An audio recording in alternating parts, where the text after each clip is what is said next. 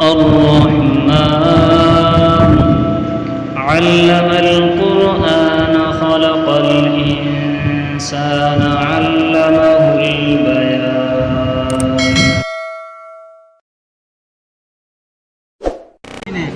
یہ کہا کہ مسجد اقصی پکار رہی ہے، بلا رہی ہے، مر مٹنے کا وقت آیا، کٹنے کا وقت آیا. اصل یہ اسٹرکچر بنانے کا مقصد تو یہ ہے کہ مسلمانوں کو بھلا دیا جا رہا ہے کہ مسجد اقصی کی حقیقت کیا ہے. اس لیے مسجد اقصی کی حقیقت ہمارے سامنے صاف ہو جائے، واضح ہو جائے، اس لیے آپ کے سامنے یہ ڈھانچہ بنایا گیا ہے. اب سب سے پہلے اس کا ایک بڑا تاریخی پس منظر ہے، ایک لمبی تاریخ ہے. اس کی تعمیر کی ابتدا کب ہوئی، کس طرح منظم کیا گیا. اولین ترین درجے میں حضرت یعقوب علیہ السلام کو وحی الہی کے ذریعے سے اس کی نشاندہی کی گئی تھی. پھر اس کے بعد انہوں نے تعمیر کی ابتدا کی. حضرت داؤد علیہ السلام نے بھی تعمیر کو جاری رکھا. حضرت سلیمان علیہ السلام کے زمانے میں یہ تعمیر تکمیل کو پہنچی. حضرت سلیمان علیہ السلام نے اللہ کی عبادت کے لیے یہاں پر ایک گھر بنایا تھا جسے مسلمان مسجدی موسوم کرتے اور مسجدی مانتے. لیکن یہودیوں کا یہ کہنا ہے کہ حضرت سلیمان علیہ السلام نے یہاں پر ایک ہیکل بنایا تھا جسے وہ ہیکل سلیمانی کے نام سے یاد کرتے ہیں، اور اسی بنیاد پر وہ اس جگہ پر اپنا حق بھی جتلاتے ہیں. اور بنی اسرائیل کے اکثر انبیاء علیہم السلام کا یہاں سے تعلق رہا ہے، تو اسی بنیاد پر وہ اپنا حق جتلاتے ہیں. اب یہاں پر وہ ہیکل کو سب سے پہلے جس نے مسمار کیا اور ڈھا دیا تھا وہ بخت نصر نامی ایک بادشاہ ہے جس نے 589 عیسوی میں اس کو منہدم کر قبل مسیح میں اس کو منہدم کر دیا تھا اور ڈھا دیا تھا. اس کے بعد اس نے یہودیوں کو یہاں سے اس شہر سے جلا وطن کر دیا، نکال دیا.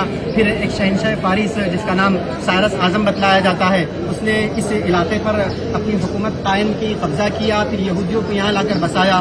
دوسری مرتبہ یہودیوں نے پھر اپنے ایک بادشاہ جس کا نام ہیرود اعظم ہے اس کی زیر نگرانی میں ایک اور ہیکل تعمیر کیا جسے بھی ہیکل سلیمانی کہا جاتا ہے. پھر اس کے بعد ایک رومی جنرل تھا جس نے 70 عیسوی میں اس پورے ہیکل کو مسمار کر دیا جس کو ٹائٹس کے نام سے یاد کیا جاتا ہے، اس رومی جنرل کو.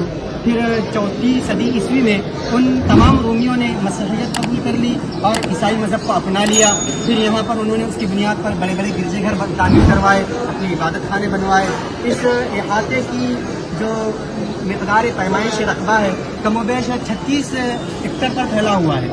اور اس کے ایک جانب بیت الحم نامی شہر ہے جس کو آپ نے گزشتہ نقشے میں جان لیا ہے، وہ حضرت عیسیٰ علیہ السلام کی جائے پیدائش ہے. اسی مناسبت سے وہ مسیحیوں کے نزدیک کافی مقدس جگہ مانی جاتی ہے، اور ان کے عقیدے کے مطابق اس علاقے میں حضرت مسیح علیہ السلام کا ایک مقبرہ ہے جو بالکل غلط عقیدہ ہے. قرآن اس کی ترجمانی کرتا ہے، بتلاتا ہے کہ حضرت مسیح علیہ السلام کو اوپر اٹھا لیا گیا. اب یہ مسیحیوں کے قبضے میں رہا، مسلمانوں کے قبضے میں کب آیا؟ اس کی تاریخ کچھ اس طرح ہے کہ حضرت عمر رضی اللہ تعالیٰ عنہ کے زمانے میں عہد فاروقی میں اس کو مسلمانوں نے اپنے قبضے میں لیا. حضرت عبید اللہ بن جراح رضی اللہ کے زمانے میں حضرت عمر رضی اللہ تعالیٰ عنہ کی خلافت کے دور میں اس کو اپنے قبضے میں لیا، اور اس وقت یہ بالکل مسمار ہو چکا تھا. حضرت عمر آئے، یہاں پر اس جگہ کو صاف کیا. اس علاقے میں حضرت عمر نے نماز پڑھی اور یہاں پر ایک چھوٹی سی لکڑیوں کی مسجد تعمیر کی تھی. اس کے بعد یہ جو آپ کے سامنے نقشہ نظر آ رہا ہے، جو اسٹرکچر نظر آ رہا ہے، اس کی حقیقت اس طرح ہے کہ یہ جو دونوں تیار کیے گئے ہیں یہ بنو امیہ کے زمانے میں تیار کیے گئے. عبد الملک بن مروان اور ولید بن عبد الملک، ان کے زمانے میں یہ دونوں عمارتیں بنائی گئی ہے. اس عمارت کی حقیقت یہ ہے کہ یہ پورا علاقہ ایک پہاڑی پر ہے، اور یہ خاص طور پر پہاڑی کا حصہ ابھرا ہوا ہے. کم و بیش 1.5 سے 2.5 میٹر اوپر ابھرا ہوا ہے.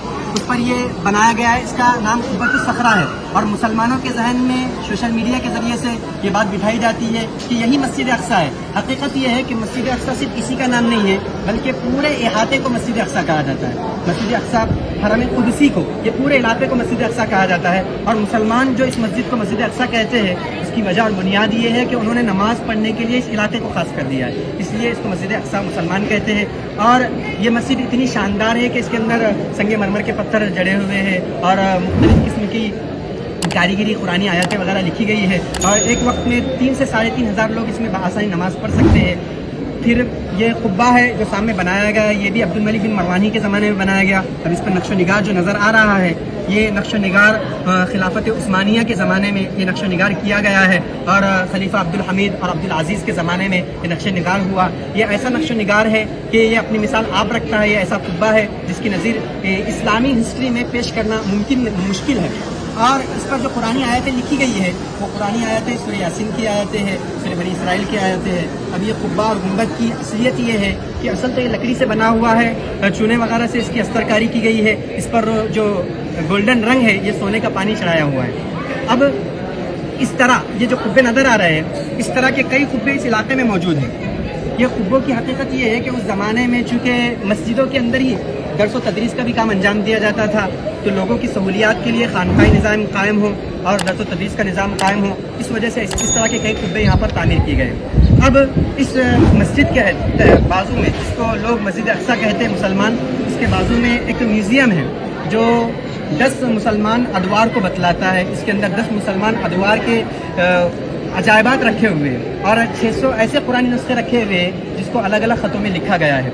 اب یہ دیوار ہے، اس دیوار کے متعلق مسلمانوں کا عقیدہ تو یہ ہے کہ یہاں پر آپ علیہ السلام کا براق باندھا گیا تھا. عیسائی یہودیوں کا عقیدہ یہ ہے کہ 70 عیسوی میں جو رومی جنرل تھا ٹائٹس، اس نے جو ہیکل سلیمانی تعمیر منہدم کر دیا تھا، اس کا باقی ماندہ حصہ یہ ہے. اسی وجہ سے وہ اپنی ایک عبادت کی نشاندہی کے طور پر یہاں پر آتے ہیں، گریہ وزاری کرتے ہیں، اپنی منتوں مرادوں کی چٹیاں یہاں پر رکھتے ہیں. اور اس طرف کا جو علاقہ تھا یہ شہر کی آبادی تھی، یہاں پر ایک مسجد آباد تھی. اس کے بعد مسلمانوں کی وقت کی جائیدادیں تھیں، ان کم وقتوں نے ان جائیدادوں پر حملہ کر دیا، مسجد کو مسمار کر دیا اور اپنی عبادت کے لیے خاص کر دیا.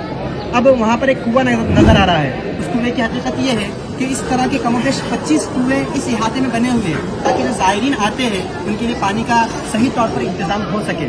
وہ کنویں کی آپ کو شکل نظر آئے گی. یہ ایک فاؤنٹین اور فوارہ بنا ہوا ہے. اس کے سلسلے میں یہ ہے کہ صلاح الدین ایوبی رحمۃ اللہ علیہ نے اپنے دور میں اس کو مسلمانوں کی سہولیات کے لیے اور مسلمانوں کے پانی کے انتظام کے لیے تعمیر کیا تھا. اس باؤنڈری میں کم و بیش 14 دروازے ہیں.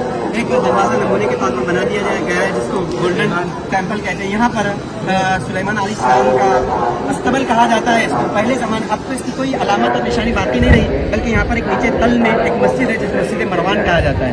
اور وہی مسجد کے متعلق یہ بات بھی ہے کہ یہی وہ مسجد ہے جہاں مریم علیہ السلام رہا کرتی تھی، اور یہ اب اس کی کوئی حقیقت باقی نہیں رہی. اسی طرح ہم یہ آپ کے سامنے جو اسٹرکچر اور پورا نقشہ پیش کر رہے ہیں، مقصد تو یہ ہے کہ کسی نہ کسی طرح ہمارے ذہن میں مسجد اقصیٰ کی یاد تازہ ہو جائے اور یہ بات ہمارے ذہن میں آ جائے کہ مسجد اقصیٰ کیا ہے، کیا حقیقت ہے، تاکہ ہمارا جو اس سے رشتہ ہے وہ مضبوط سے مضبوط ہوتا جائے اور ہم اس کے سلسلے میں فکر اور کوشش کریں. اللہ تعالیٰ سے دعا ہے کہ اللہ تعالیٰ اس بات کی توفیق دے.